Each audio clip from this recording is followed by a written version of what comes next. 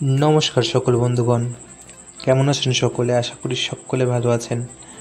Travel एनजয়ের আরেকটি নতুন পর্বে আপনাদের সকলকে স্বাগত জানাচ্ছি। তো অনেক দিন পর আপনাদের সামনে চলে আসলাম। তো কেমন আছেন অবশ্যই কমেন্টে লিখে জানাবেন। তো টেলিগ্রাম গ্রুপ কিন্তু অলরেডি তৈরি হয়ে গেছে। যদি আপনারা ভাবছেন এবছর 2024-এ গ্রুপে অমরনাথ যাত্রা করতে যান তাহলে ডেসক্রিপশনে দেওয়া রয়েছে টেলিগ্রাম গ্রুপের লিঙ্ক, সেখানে ক্লিক করে আপনারা আজই জয়েন হয়ে যান। অলরেডি কিন্তু দুটো গ্রুপ তৈরি হয়ে গেছে। তো এবার থেকে আর ইনস্টাগ্রামে নয়, এবার থেকে আপনার টেলিগ্রামে গ্রুপ হয়ে যুক্ত হয়ে যাবেন। অবশ্যই আপনার ডিস্ট্রিক্টের নাম এবং আপনার নাম দিয়ে অবশ্যই একটি মেসেজ করে দেবেন। তো যখনই আপনাদের 20 জন হয়ে যাবে তখনই কিন্তু আপনাদের গ্রুপ একটা আমি ক্রিয়েট করে দেবো। তো বন্ধুরা, আজকের এই পর্বটি আপনাদের জন্য হতে চলেছে একটি বিশেষ পর্ব, যে পর্বে আমি আপনাদের জানাতে চলেছি, আশা করি থাম্বনেল দেখে বুঝে গেছেন। আপনারা যদি ভাবছেন বিনা রেজিস্ট্রেশনে আপনারা অমরনাথ যাত্রা করবেন তাহলে আপনারা কীভাবে করতে পারেন তার সম্পূর্ণ প্রসিডিওর, এবং এই যাত্রা করার জন্য কিন্তু আপনাদের অনেক দিন হাতে সময় রাখতে হবে। সেই সময়টুকুনি আপনারা কোথায় কাটাতে পারেন বা কোথায় থাকতে পারেন সেই নিয়ে বিস্তারিত তথ্য নিয়ে আজকের এই ভিডিওটি। এবং আপনারা অতি কম খরচে বা কম টাকায় আপনারা কোথায় থাকতে পারবেন জম্মুতে, এবং মাত্র 125 টাকা থেকে শুরু করে আপনারা থাকতে পারেন এসি রুমে, সেই সকল তথ্য নিয়ে আজকের এই পর্বটি।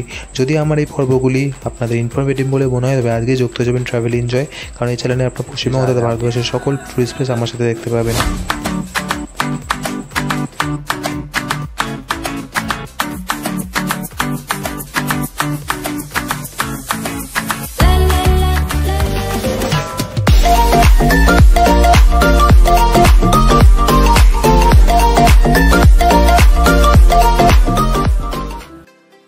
তো বন্ধুগণ, আজকের এই পর্বটি কিন্তু আপনাদের অত্যন্ত গুরুত্বপূর্ণ, তাই ভিডিওটি স্কিপ না করে পুরোটা দেখলে আপনাদেরই উপকার হবে।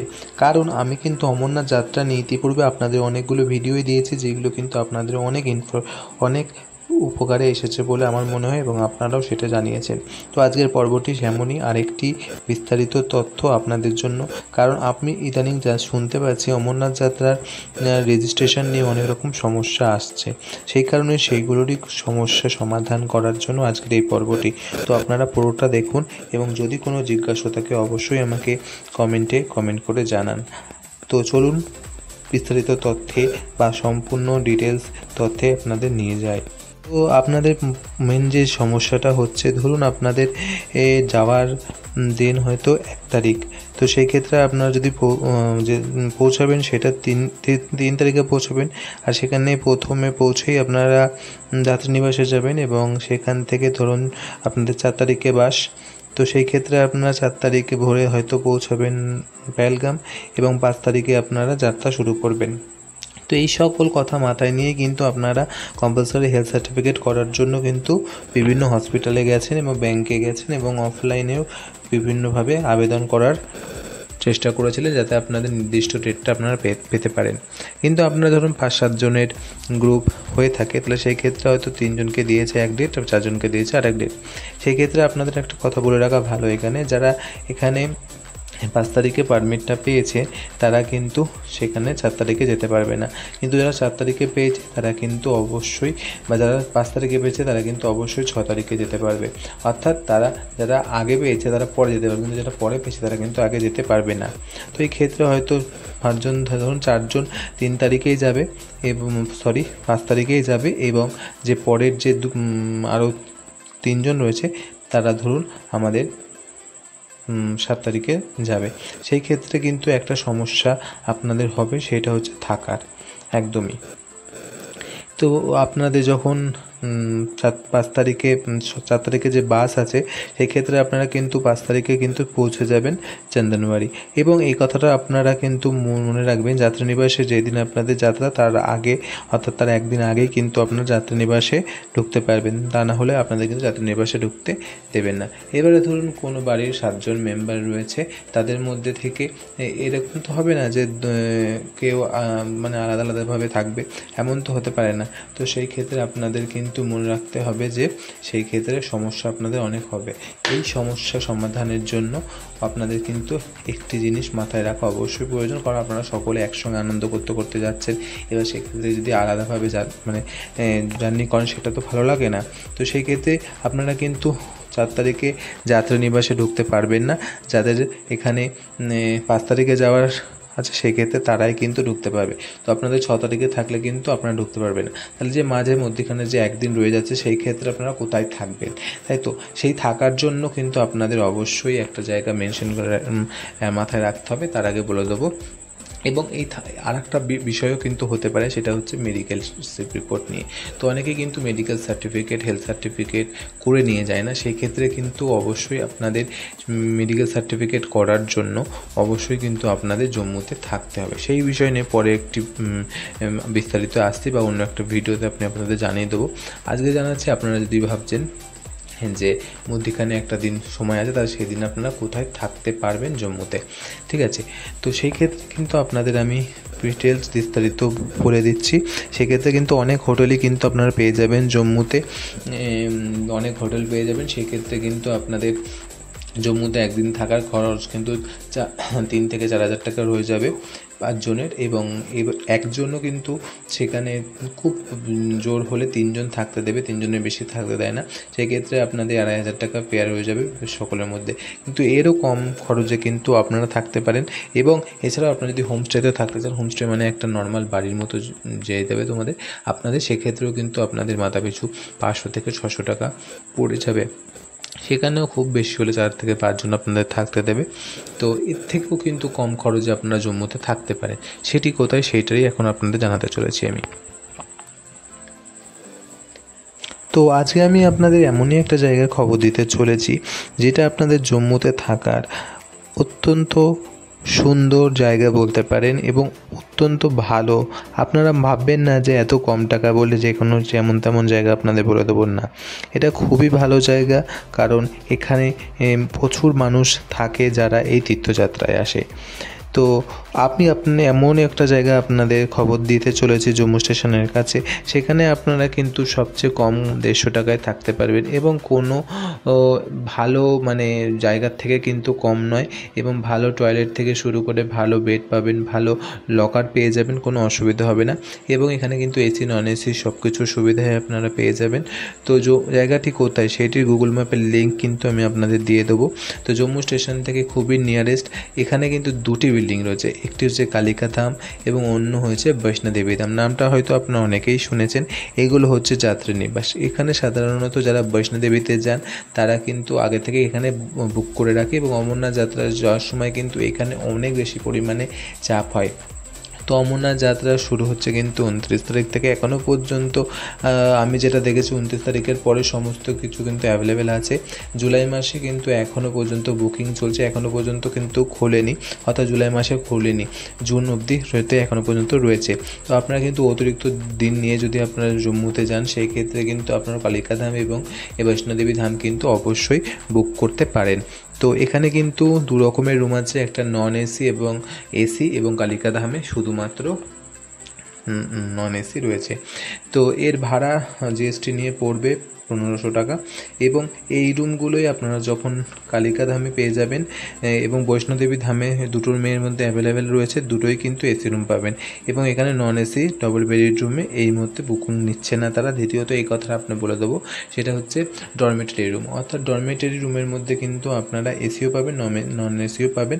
এবং নন এসি ডরমেটরি রুমের ভাড়া পড়বে 150 টাকা, এবং জিএসটি কোনো রকমের নেই। এবং এসি যে ডরমেটরি রুমের ভাড়া হচ্ছে 200 টাকা।